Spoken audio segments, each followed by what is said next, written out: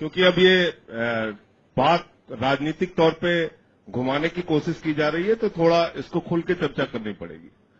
जैसे संबित जी ने कहा कि बहुत साफ वहां नारे दिखे, देश विरोधी नारे दिखे, भारत के टुकड़े होंगे के नारे दिखे।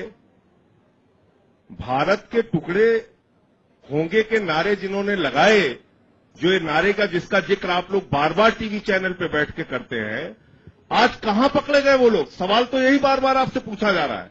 जिन लोगों ने मुंह पे पट्टी बांध के वहां नारे लगाए कि भारत की बर्बादी के तक जंग जारी रहेगी, भारत के टुकड़े होंगे, उन लोगों को अब तक आपकी पुलिस क्यों नहीं गिरफ्तार कर पाई? इस बात पे अपना फेलियर मानिए आप, पहली बात। दूसरी बात यह है कि मुझे आपत्ति है इस बात पे कि आपकी सरकार देशभक्ति का प्रमाण पत्र बांटती है छात्रों को। उनके हिसाब से बोलिए तो देशभक्त हैं, उनके हिसाब से आप नहीं बोलते हैं तो आप देशद्रोही हैं। आप कौन होते हैं देशभक्ति का प्रमाण पत्र बांटने वाले? तिरंगे पे आप देशभक्ति का प्रमाण पत्र बांटते हैं।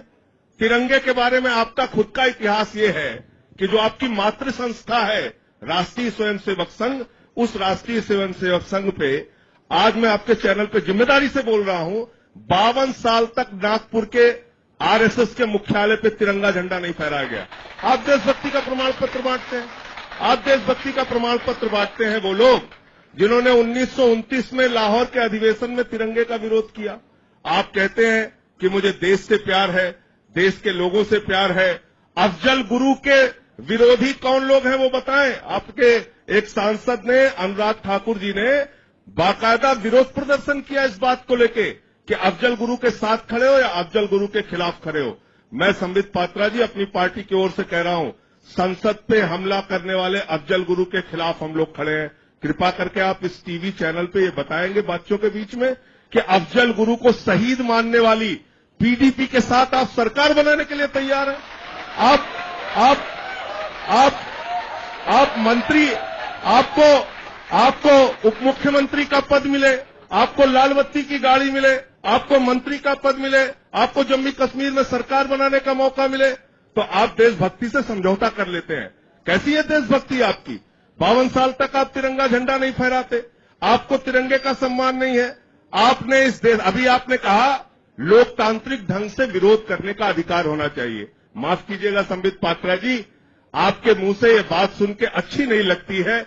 जिस पार्टी के अंदर लव जिहाद पे आदित्यनाथ देश के अंदर बवाल खड़ा करने की बात करें, जिस पार्टी के लोग, जिस पार्टी के समर्थक वैलेंटाइन डे पे बच्चे बच्चियों को पार्क में पकड़ के पीटने का काम करें, आपके मुंह से ये बात शोभा नहीं देती। आपने इस देश की लोकतांत्रिक संस्थाओं को खत्म करने का काम किया है, छात्रों की, नौजवानों की आजादी को खत्म करने का काम किया है। इसलिए मैं कहता हूं इस पर चिंतन कीजिए, विचार कीजिए।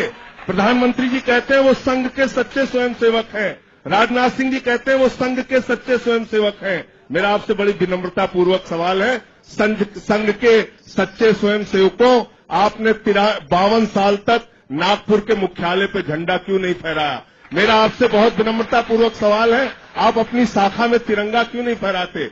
आप कृपा करके देशभक्ति का प्रमाण पत्र छात्रों को मत दीजिए, नौजवानों को मत दीजिए। इस देश का छात्र, इस देश का नौजवान, इस देश के विश्वविद्यालय में पढ़ने वाला रोहित वेमुला से लेके, कन्हैया से लेके और इलाहाबाद विश्वविद्यालय में अब आप ऋचा सिंह को भी सस्पेंड करने के, उसको बर्खास्त करने की तैयारी कर रहे हैं। इन कार्रवाइयों को रोक दीजिए। इन्हीं नौजवानों ने मोदी जी को वहां तक पहुंचाया है। अगर लोकतंत्र के अंदर आपका यकीन है तो आप कृपा करके नौजवानों से मत लड़िए, नौजवानों को और उनकी लोकतांत्रिक जो आजादी है उसको मत छीनिए।